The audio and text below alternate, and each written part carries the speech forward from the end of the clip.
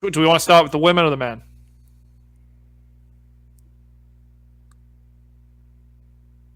The men. What do we? I don't. I'm so pumped for this. Well, I'm not pumped, but I know what's going to happen in this men's race. Why don't you go ahead and ask me the question? I'll ask it myself, Jonathan Gold. Will Galen Rupp's 26:44.36 American 10,000 record be broken on Sunday night? The question is absolutely, the answer is absolutely yes. I guarantee it. I'm so confident in this. I was thinking about it.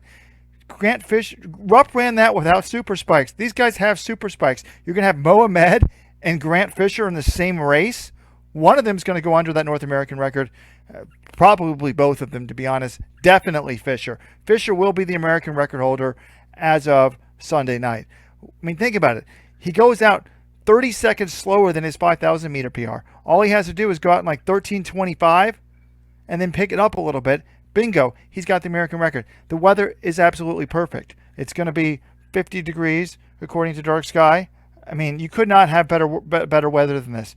50 degrees. The wind 3 to 4 miles an hour. The wind gust 3 to 4 miles an hour. They made absolutely the right call to delay this race. It was going to be 20-mile-an-hour winds. Humidity, you actually want a high humidity because moist air is less dense, 68%. You're not going to get better conditions than this. Perfect conditions, perfect pacing. They're going to go out slow. He's going to break the record because he's better at 10,000 than he is at 5,000. I know 12:53 doesn't quite technically convert to 26:44, but he's a better 10,000 meter runner than he is 5,000. They're going to get in this rhythm. They have the pacing lights. He will break the record. Mark my words. Wait, what's your argument for? I know he was higher in the Olympic 10K than the Olympic 5K, but what's your argument that Grant Fisher is a better 10K runner than 5K runner? Why do you think He, that? this isn't that hard to fit. He was fifth in the Olympics in the 10,000. He was and also ran in the 5,000. He was right there with the best guys in the world. He's Because I would argue because that race ran closer to a 5,000. Really, it came down to a kick. That's why he was still up there with those guys. And also, he badly injured his calf, I'm pretty sure, after that race. That's why he was only ninth in the 5,000 meters. He wasn't fresh or healthy like he was in the 10K. So, I don't know. I mean, I think you're underselling how tough this record is, Robert. 26:44, that's legit. I mean, that's back-to-back 13:22s. Galen Rupp set this back in 2014. Wasn't too far removed from a silver medal in the 10,000 meters at the Olympics. This actually, some personal significance for me. That was the first meet I ever covered for Let'sRun.com. It was the 2014 Prefontaine Classic. He did it on a Friday night. He had Steven Sambu pace him 8,000 meters. You know, it's some fond memories for me watching that race, watching Rupp break the record. But look, the other thing is, we don't even know that they're targeting this specifically, okay? If you've been listening to what Grant has said about this, and he talked about it on his podcast, the Half Step podcast earlier this week, he was saying, you know, we'd like to break 27. That's what he's saying. And that might be what they're going for. They haven't really committed to what the specific pacing lights goal is for them in this race. I think that's the big goal, is get under 27. And if he can negative split his way to a 26:40 something, that would be great. But remember, he ran this race, basically the same kind of race, a year ago and ran 27:12. So you're basically saying he has to have improved 30 seconds in the 5,000 in a year. And they had those sort of advantages last year with the ideal track, ideal conditions, ideal pacing, and he only ran 27:12. So why are you so convinced 1 year later he's going to be able to run so much faster? because he's going to have Mohamed right there with him. Now, you made me a little bit nervous. I was thinking he's a better 10,000 meter runner, but the more I think about it, he did break 4 in high school. So if he's better at the 5,000 than the 10,000, then it's going to be a little bit hard. I was thinking fifth in the Olympics. I forgot that he got hurt that calf, so that's making me a little bit nervous because his good speed may make him think that he's better at the shorter events than the longer events. But I don't know. If Chris Zielinski can run 26:59, being that big without the super shoes, I think that Grant Fisher can break 26:44 in the super spikes. I think the shoes are worth, after getting back from the Ivy League championships last weekend and watching like 6 guys break 14 minutes there. I was talking to another coach. He's like, no, the shoes are worth more in the 5K and 10K than they are in the 1500. So, I'm thinking 15, 20 seconds.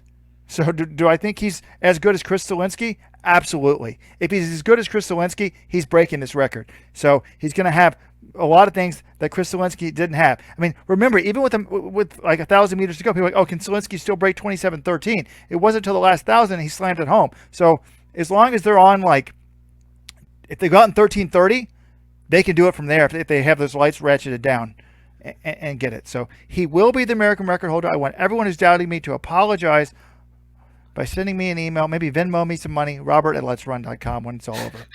I'm not even sure if this reminds me of. I'm so confident in this for some reason. It reminds me of Floyd Mayweather versus Conor McGregor. I'm not even a boxing fan, but I just thought about it logically. I'm like, wait a minute. The greatest boxer in history of boxing, a guy who's never lost, is fighting a guy who's not a professional boxer. I said, of course the boxer wins, and he's going to knock him out. And I had Weldon put $1,000 in some online account. I said, I bet the knockout. I didn't even pay for. I didn't want to spend the $50 in pay-per-view. I went to sleep and collected my winnings the next morning.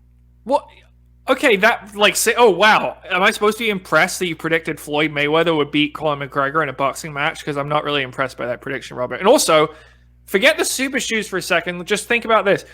Chris Zelinsky, I would say his best event was a 5K, right? He was a 5K runner.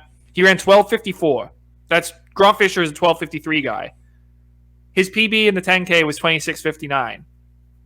I'm just saying it's not a given he runs 26:44. Maybe you can argue, okay, if Zelinsky was in an ideal race and they had the pacing lights, that he was actually in 26:40 mid shape instead of 26:59. I just don't think it's like, oh man, he's absolutely going to do this. I think he's got a shot. And I think if the pacing lights, if they say, all right, we're going to set the pacing lights to 13:30 for the first 5K and then 13:15 for the last 5K, and then you kick a little bit on the last lap. I think it's doable. I think it's possible, but you're just, I think you're disrespecting what is a very difficult American record here. You can, John, do 13:30 and 13:20 just kick on the last lap. Last lap, you can get a lot. You can get 5 or 6 seconds in one lap. Well, it depends how much you have left. I mean, all right, here's the other question. Weldon Johnson will he win the race? Example. Weldon, what was your 5,000 meter PB? John, Robert's full of it. 13:30 and 13:20 doesn't get you it. So that you're 6 seconds short. No, he just said you kick on the last lap and you take another 6 seconds off or something. Which, again, it's easier said than done. Okay, a few things. Obviously, it's not definite that this record's going to go down. Super shoes definitely help a lot, but Robert wants to be reminded, Grant Fisher got beat by Mark Scott last year at this race. No offense to Mark Scott, but I don't know. Granted, it was the first 10K of his life, and he's a really smooth runner, but there's definitely no guarantees here. I'm surprised. Well, I'm surprised they just didn't go up to BU and do it. Kind of half joking, but why don't they just run the 10K at BU? They wouldn't have to move it back to wind. I'll tell you that. Supporting club members, if you haven't read the article that Jeff Burns wrote about how fast the BU track is and why it's fast and how it's like the super shoes, you've got to read it. I've started a thread about it in the supported club members VIP forum, and it's just mind blowing. Like, he thinks I always thought the track was fast. I never really thought like, oh, it's way faster than other indoor tracks, or that it's faster than an outdoor track. But Jeff is convinced that it is. Has an 18-degree bank, and it's not. The bank rises really quickly on purpose, and then tails off late. It was really fascinating stuff.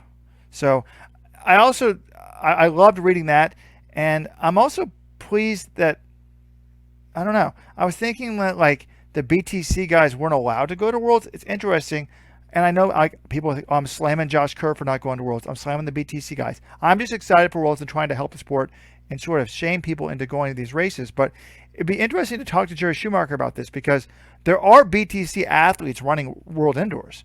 Mark Scott's running World Indoors. Gabriel Debussy-Safford is running indoors. So it's just that the Americans are. I wonder if it's because he views the American team as so much harder to make. You've got to be in shape again in June versus just, you don't have to, you can delay your peak. The non-Americans can afford to delay their break right now, their mini break, like 3 weeks, because they don't have to get ready for the middle of June to be in peak fitness. They can just get ready for mid-July, whereas the Americans have to be ready to go again in June. And actually, if you're in the 10,000, you got to be ready to go in May, and then June for the 5,000, and then again July for Worlds. So there's less time there. I think that is the exact explanation, I bet, because Debut, Stafford, and Scott, they're going to be on their teams. They're not going to really have to, if they show up to the trials, we know they're going to be on the team. So that's a good point, Robert. I guess the other thing I wanted to say, you're so certain that Grant Fisher breaks this record. Is he going to win the race? Will he beat Mohamed? Mohamed traditionally in the global championships has been better in the 5K than the 10K. His 10,000 PB is 26:59. He was second behind Fisher, a few seconds back. I think, 12:57 he ran at BU? So is it Fisher or is it Ahmed? I think it's Fisher. I mean, I'm liking Fisher too, but it's no guarantee, John. I mean, Mohamed is run 26:59 in Doha in the heat. Well, I mean, they did have air conditioning, but it was an outdoor stadium. So, but based on most recent fitness, yeah, I'm definitely going with Fisher. All right, one other name I wanted to talk about in this race, Evan Jager. Did you guys notice this? He's in here. I was like, what is Jager doing in this race? Is he pacing this thing, or is he racing it? So I texted him. I said, what are you doing here, pacing or racing? And he said, racing, baby, 2 exclamation marks. So I was like, oh, this is very interesting. So I'm like, is there a chance, this is a guy who has not been able to stay healthy the last 3 years. So is there a chance he's moving up in events? They've determined there's too much pounding in the steeplechase, so he might not run it. I don't think that's the case. Essentially what Evan told me is, the pace that I'm running for a 10,000 is going to be about the same pace I'm running in a steeple. So he can still work on that. But also, it's something he's never tried before, and he's basically giving himself an option. If this race goes well, he could run the 10,000 meters at the trials. And if he doesn't make the team, he's still got the steeple to bounce back on because he's got a month between them. So he's not totally ruling out that he could run the 10,000 trials. It'll be interesting to see. He did run, 13:13 in Boston a few weeks ago. So, I mean, I think you can also say he's probably not even in the top 3 10K runners on the Bowerman squad. Fisher, Kincaid, Lamong, even maybe McGordy could be better than him. But it's encouraging to me, 1, that he's racing, and 2, I'm just interested to see what he does in this debut. No, John, this is not a good thing. It's not encouraging. He's a steeplechaser. If he's moving up to the 10K, it means his steeplechase days are over. What, he's going to soon be ultra marathoning? I don't want him being like the number 2, number 3 U.S. 10,000 meter guy. Evan Jager, for me, moves the needle when he's steeplechasing, trying to break 8 minutes. If those days are over, I mean, Evan's free to do what he wants, but okay, I'm done. I don't think he's saying I'm definitely moving up. He just said this is kind of a fallback option, okay? I don't want to misconstrue what he's saying. I think this still wants to run the steeple. And let's remember, who else is in this race? The reigning U.S. steeplechase champion, Hillary Bohr, is running it too. I don't think these guys, they're not moving up to the 10K, but it's a race and they're running it. I'm with both. I'm going to agree with both of you at the same time. I think if he's moving to the 10,000 long term, it's a total buzzkill for me. He's not relevant for medals at the 10,000. He never will be at this stage in his career. But I'm very excited he's fit enough to run in the A heat with these big boys and go for it. And I'm also fit enough that Jerry Schumacher is as smart as I am. Because one of the things I realized at Cornell was the steeplechase pace and the 10,000 pace are exactly the same damn thing. I used to have my steeple guy hurdling over the barriers while Sage Candidate would be running his 10,000 reps, and Adrian, they could just do it was amazing. It was amazing how the paces were the same. It was a lot of fun to have them do that stuff. But I just did the math, folks. 8:05 in the steeple. Let's say Jager's lost a little bit. 8:05 in the steeple. Multiply it up for 25 laps. You know what you get? I think it's sub 27, right? 26:56. If he breaks 27 minutes, I'm going to be pretty pumped about what he can do in the steeple, because all he's got to do is gut it out one damn time, hopefully break his leg, and dive at the finish line when it says 7:57 and never run again.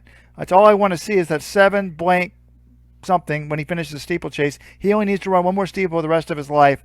Get the pacing lights set up, but please announce it ahead of time. I don't like how they're lowballing these things, not announcing them as American record attempts. The fans need to know this is an American record attempt. He just Well, said if Robert is Jaeger already- wins 26 minutes. Come on. Robert's already angry about an American record attempt in the steeple that hasn't even happening. Oh my god! You get mad, John, if people don't stream it. My pet peeve is if you set an American record, and don't tell anyone you were going to do it ahead of time. Same thing with British records or whatever. Does it count? Well, I would argue it's because they're not specifically targeting an American record at this point. They're still deciding how fast they want to go. They're saying we're going to run a fast 10K.